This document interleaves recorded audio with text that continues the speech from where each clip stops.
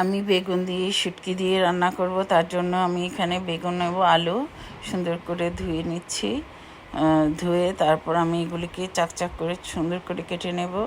প্রথমে আমি চুলায় তেল দিয়ে রূপচাঁদা শুটকি ছোট করে কেটে ধুয়ে একটু ভেজে নিচ্ছি। ভেজে তারপর আমি একটু মচমচা করে এটা ভেজে উঠিয়ে নিব। উঠিয়ে নিয়ে পাশে আমি আবার একটি বাটিতে কিছু শীতল শুটকি নিয়ে ভিজিয়ে রেখেছিলাম। শীতল চাপা শুটকি নিয়ে ভিজিয়ে রেখেছিলাম পানিতে গুলে, পরে ছেঁকে নিয়েছি পানিটা, কারণ আমার কাছে এমনিতে দিলে একটু কাটা কাটা লাগে। তাই তো আমি শুটকিগুলি ভাজা হয়ে গেছে, এখন এগুলি উঠিয়ে নিচ্ছি। উঠিয়ে নিয়ে এখানে আমি কিছু পেঁয়াজ কুচি দিয়ে দিব। পেঁয়াজ কুচিগুলি হালকা ভেজে নেব। এক একজন এক এক রকমভাবে শুটকি রান্না করে, আমি এভাবে রান্না করছি। আপনারা দেখুন, এভাবে একবার রান্না করে খেয়ে দেখবেন, অনেক অনেক মজা পাবেন এভাবে শুটকি রান্না করে খেলে। তো যাই হোক, আমি পেঁয়াজগুলি ভালো করে ভাজা হয়ে গেছে। এখন আমি এখানে একটু সামান্য পরিমাণ রসুন পেস্ট, আদা পেস্ট এবং স্বাদ মতো লবণ দিয়ে দিচ্ছি। দিয়ে একটু কষিয়ে নিব মশলাগুলোকে, কারণ মশলা কাঁচা গন্ধ যেন না থাকে সেটার জন্য। তো আদা পেস্ট রসুন পেস্ট দেওয়া হয়ে গেছে, 1 চা চামচ পরিমাণ করে আমি দিয়েছি। দিয়ে কষিয়ে নিচ্ছি। এরপরে আমি এতে বাকি মশলাগুলিও দিয়ে দিব। আপনারা দেখতে থাকুন। অবশ্যই আশা করি এভাবে রান্না করে খাবেন। আমি এখানে মরিচের গুঁড়ো দিয়ে দিচ্ছি 1 চা চামচ পরিমাণ। আর মরিচের গুঁড়াটা একটু বেশি দিতে পারেন, শুটকিতে একটু ঝাল না হলে ভালো লাগে না। তো আমি আবার কাঁচামরিচও দিব বেশি করে, তাই আমি মরিচের গুঁড়াটা একটু বেশি দিচ্ছি। এরপর আমি একটু ধনে গুঁড়ো দিয়ে দিচ্ছি, দিয়ে একটু হলুদ গুঁড়ো দিয়ে দিচ্ছি। দিয়ে ভালো করে কষিয়ে নিব মশলাটাকে। মরিচের গুঁড়া সবসময় ভাববেন যে শুটকি বলতেই তো একটু ঝাল স্পাইসি না হলে সেরকম স্বাদ আসে না। তো মশলাগুলিকে কষানো হয়ে গেছে। এখন আমি ছেঁকে রাখা সেই শুটকির পানিটা, যেটা বলেছিলাম যে শীতল চাপা শুটকি আমি ভিজিয়ে রেখেছিলাম ছেঁকে, যেন ওগুলির বন্যা আসে, কাটাগুলি না আসে, সেটার জন্য ওই পানিটাই আমি এখানে দিয়ে মশলাটাকে কষিয়ে নিচ্ছি ভালো করে, যেন শুটকিটাও কষানো হয় আর মশলাটাও কষানো হয়। কষানোর পরে আমি এখানে আমার ভেজে রাখা রূপচাঁদা শুটকিগুলোও দিয়ে দিব।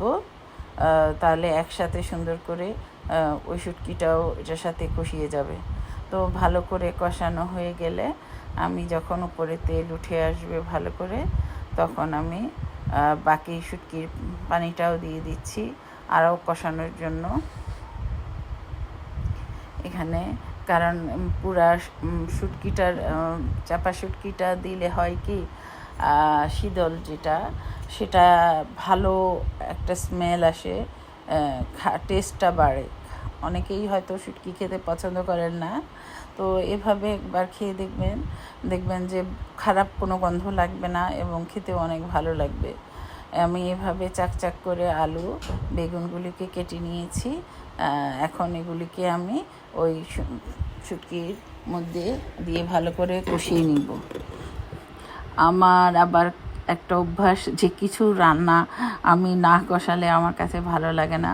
অনেকে হয়তো বা এমনি রান্না করে ফেলে, কিন্তু আমার আবার একটু মানে কষিয়ে কষিয়ে মনে হয় রান্না করলে বেশি ভালো লাগে। তাই আমি ওই পানিটার মধ্যে কষানোর জন্য বেগুনগুলিকে দিয়ে দিব। তো আপনারা কে কোথা থেকে দেখছেন, যদি আমার ইউটিউব পেজ থেকে দেখেন, অবশ্যই যদি ভালো লাগে ভালো সুন্দর সুন্দর কমেন্টস করবেন। আমার আপনাদের কমেন্টস করতে অনেক ভালো লাগে। আর যদি এবং সাবস্ক্রাইব করতে ভুলবেন না। আর একটু যদি বেশি ভালো লাগে তাহলে অন্যের সাথে শেয়ার করবেন। আর যদি আমার ফেসবুক চ্যানেল থেকে দেখেন, পেজ থেকে দেখেন, তাহলে অবশ্যই ফলো করবেন এবং আমার সাথে পাশে থাকবেন, এবং আমিও ইনশাল্লাহ আপনাদের সাথে দেখা করে আসবো। তো যাই হোক, এভাবে আমি কষিয়ে নিচ্ছি ভালো করে। কষিয়ে নেওয়ার পর আমি এখানে পানি দিয়ে দিব, কারণ যখন ভালো করে কষানো হয়ে গেছে আমার বেগুনটা, এখন পানি দিয়ে দিলে জিনিসটা আমি হালকা ঝোল ঝোল রাখবো, পুরা শুকনাও না, একটু এরকম টাইপের রান্নাটা করতে চাচ্ছি। আর শুটকি তরকারি একটা জিনিস ফলো করবেন, বেগুন তরকারি যত বেশি বাসি হবে, পোড়া পোড়া হবে, খেতে তত ভাল লাগবে। বিশেষ করে এটার স্বাদটা আমাদের মহিলারাই বেশি উপভোগ করে এই টাইপের বেগুন তরকারি, শুটকি তরকারি। তো যাই হোক, আমি এই ফাঁকে একটু নেড়ে চেড়ে টমেটো, কাঁচামরিচ চকুলি দিয়ে দিব, কারণ আমার কাছে একটু টমেটো দিলে একটু ভাল লাগে বেশি। টমেটোটা একটু কালারও আসে এবং টকটক একটা মিষ্টি একটা ভালো ফ্লেভারও আসে। কাঁচামরিচ দিয়ে দিয়েছি, দিয়ে সুন্দর করে নেড়ে চেড়ে এখন ঝোলটা কমিয়ে নিব। আমি একেবারে একদম মাখা মাখা টাইপের একটা ঝোল রেখে আমি নামিয়ে ফেলবো। অলমোস্ট আমার এখন তো বেগুন বর্ষাকাল, সবসময়ই বেগুন পাওয়া যায় বাংলাদেশে, এবং শর্টকাট এই রান্নাটা মানে খেতে এত ভালো লাগে। যদি আপনার রুচি কম থাকে খাওয়ায়, অলমোস্ট এই রান্নাটা রান্না করলে এইভাবে 1 প্লেট ভাত অনায়াসে খেয়ে ফেলতে পারবেন। ধনেপাতা দিয়ে আমি আমার রান্নার সমাপ্তি টানছি। দেখেন কি সুন্দর হয়েছে দেখতে, কালারটা অসাধারণ হয়েছে রান্নার। এভাবেই আপনারা রান্না করে খাবেন একবার, আর রান্না করে খেয়ে কমেন্টস করতে ভুলবেন না কেমন হয়েছে। আমার রান্না শেষ আজকের মতো এ পর্যন্তই। আল্লাহ হাফেজ। আবার কোনো একটা রান্না নিয়ে আসবো আপনাদের সাথে।